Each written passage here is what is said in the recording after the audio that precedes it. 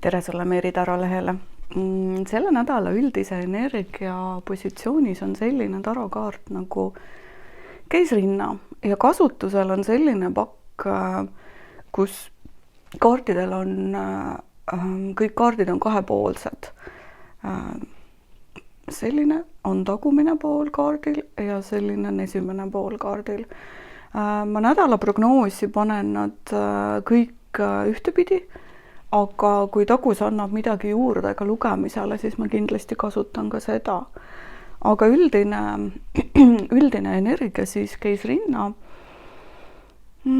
Keisrinna toob nädalasse sellist naiselikku jõudu ja otse kui emotsionaalset kirglikkust. Keisrinna ise on selline võrgutav, salapärane, emotsionaalne ja kirglik armastus, küllus. Seega nädal üldises plaanis võib kujuneda sündmuste emotsioonide rohkeks, loovaks, külluslikuks absoluutselt igal tasemel. Loovus, märka seda, kuidas sinu loovus avaneb, et loovus võib avaneda erinevatel viisidel. On see siis kõrgetes kunstides, selle nautimises, iseloomimises või kas või igapäevases koristamises või toidu valmistamises, et kõike saab teha loomingu ja täie naudingu ja kohaloluga ja see ongi keisrinna energia. Sa võid kogeda ka täiesti sellist uut energiapuhangut ja loomingulist impulssi, et kasuta seda kindlasti ära ja pane iseenda jaoks tööle. Et võimalik, et sellel nädalal plahvatab sul mõni idee, et mida sa üldse tahaksid elus edasi teha või mõni pikalt seisev ja vinduv probleem saab kergusega lahenduse, et jälgi ennast ja seda loovust iseenda sees on ju. Ja kõigel, mida sa sellel nädalal alustad, on head väljavaated arenguks ja kasvuks, et ümbritse ennast sellise mõnusa iluga ja tee seda, mis sütitab sinu hinge. Et siis oledki kooskõlas iseendaga ja kuidagi ma väga julgustaks seda keisrinna energiat ära kasutama just selles plaanis, kui sa soovid oma ellu midagi uut luua. Nüüd suhete positsioonis on selline tarokaart nagu mõõkade 2.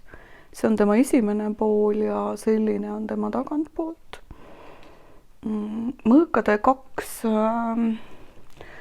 viitab otsa kui raskusele valiku tegemisel. Võimalik, et valikuid on ka liiga palju ja kuidagi sellest tulenevalt on olukorrale lahenduse leidmine raskendatud sinu jaoks. Kaardi soovitus on, et kaalu kõike mõistusega, kõiki plusse ja miinuseid, tunneta südamega ja siis langeta intuitsiooni või kõhutunde pealt otsus. Need 2 mõõka, mis sellel kinni seotud silmadega naisel käes on otse kui antennid. See ongi selline intuitsiooni väljendus või kindlasti sa oled sellel nädalal oma intuitsiooniga hästi tugevalt ühendatud. Et see kaart kuidagi nagu vaata ja hinda ja mõtle, kas sa oled tasakaalus selles suhtes või oma suhetes üldse ja mõtle sellele, mis aitaks sul tasakaalu luua suhetesse.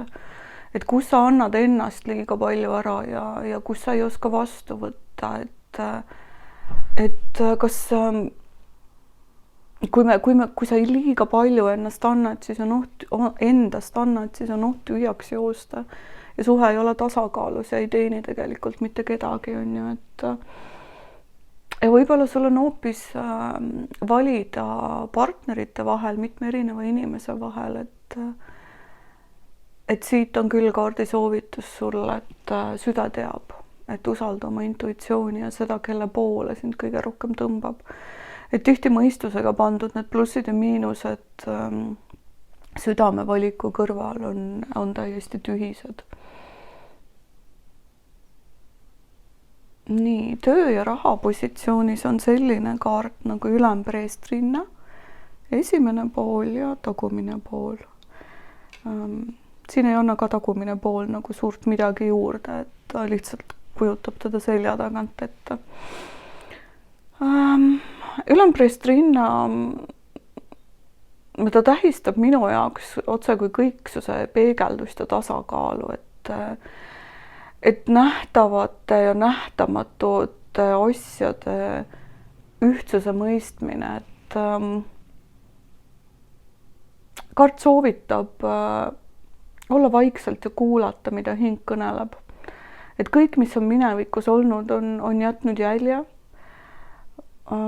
Kogemused ja sisemise tarkuse ja otse kui sellise kogemuste pagasi, mida saad sellel nädalal iseenda kasuks kasutada, et luua endale imelist tulevikku, mida sa soovid. Et mida ma selle all mõtlen, on see, et kui minevikus mingi asi on sulle valu teinud või sa oled valinud ühtemoodi, siis miks mitte, ja see on sind viinud nagu valusse, siis miks mitte proovida valida teistmoodi. Ja ole ka valmis võtma vastu üllatusi ja lahendusi, mis on võib-olla kastist välja, et pane tähele, mis toimub sinu ümber. Et usalda oma sisetunnet ja kuula seda, mida su hing sulle sosistab, et need valikud tihtipeale on palju lihtsamad, et me mõistusega kipume võib-olla asju keeruliseks tegema. Nüüd tervise